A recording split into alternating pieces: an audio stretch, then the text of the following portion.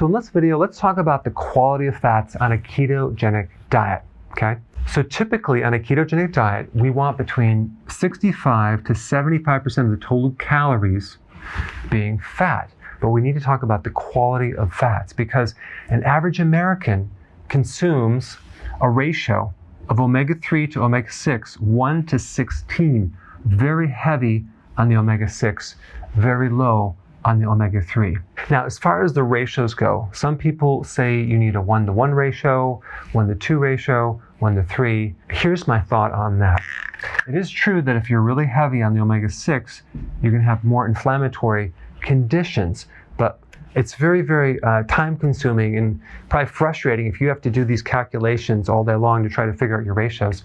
A much better way to do this is to beef up, no pun intended, your omega-3 fatty acids and not necessarily worry too much about these fats, except make sure you avoid the GMO, the soy, the cottonseed, the corn oil, the canola oil. You definitely want to avoid these.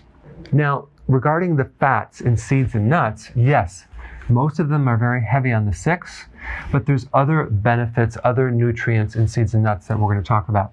So a lot of the seeds and nuts will have vitamin E, they'll have B vitamins, they have minerals, there's phytonutrients. But as far as the ratios of omega-3 to omega-6, you can see that most of the nuts are heavy on the 6s and low on the 3s. Now, when we get into the omega-3 fatty acids, okay, we're dealing with a kind of a pre-omega-6 fatty acid. We're not talking about like the active form like EPA and DHA. It's kind of like a precursor to these. So ALA, alpha-linolenic acid, converts to DHA, but really at 5% if you're lucky. So it's not too much.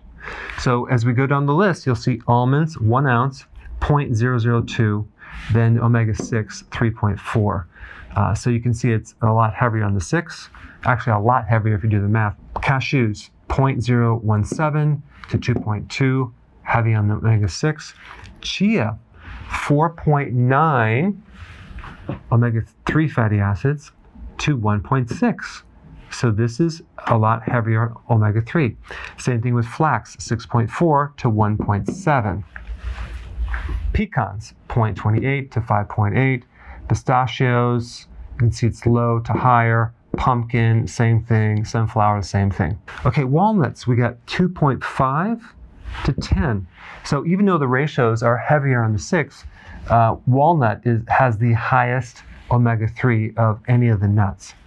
Then we get peanuts, which is trace, high on the omega-6 fatty acids. Olives, same deal, low 3, high 6. Okay, so now let's go over to the seafood, section right here. You're going to get most of your omega-3 fatty acids from seafood. That is the best source.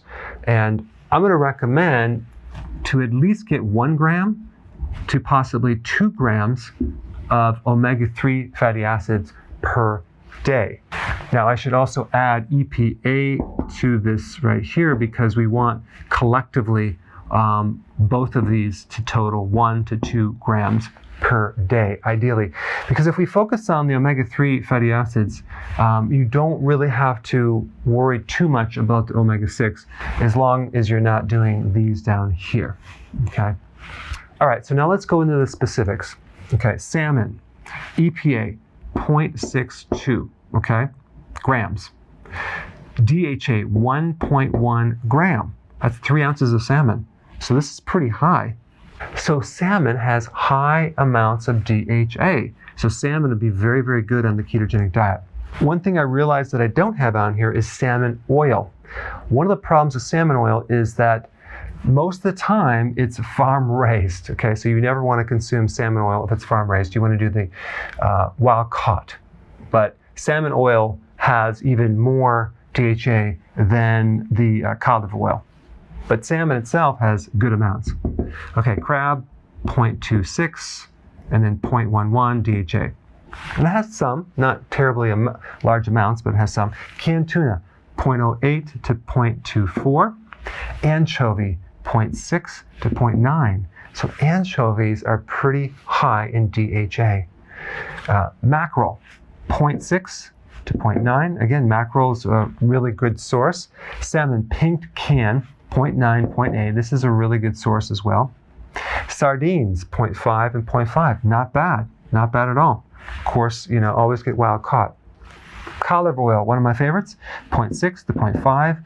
The thing about cod liver oil is it's high in vitamin D and high in vitamin A. Okay, then we get krill oil as 0.3 and then 0.3. The one challenge that I have with krill oil is that sometimes they use solvents to extract the oil. So make sure that if you're going to buy a krill oil, make sure they don't do that. Get some data, find out that you're not doing the one with the solvents. Okay, eggs have 0.1 DHA. It has something, but sometimes they'll spike the egg by giving the chicken some flaxseed, and you'll have more DHA, but the problem is it's still commercial eggs, so you want an egg that is pasture-raised, organic. It's worth the extra cost. The other thing about fish oils in general, never do a cheap fish oil. They're rancid. Okay, they use solvents. Go high quality. I think the best thing would be a wild-caught salmon oil or a virgin cod liver oil. Those are the two that I would recommend. But to boost the quality of fats on the keto, focus on increasing more omega-3 fatty acids and stick with these right here. Walnuts would be good, chia seed, maybe some flax. All right, thanks for watching. Hey, if you're liking this content, please subscribe now, and I will actually keep you updated on future videos.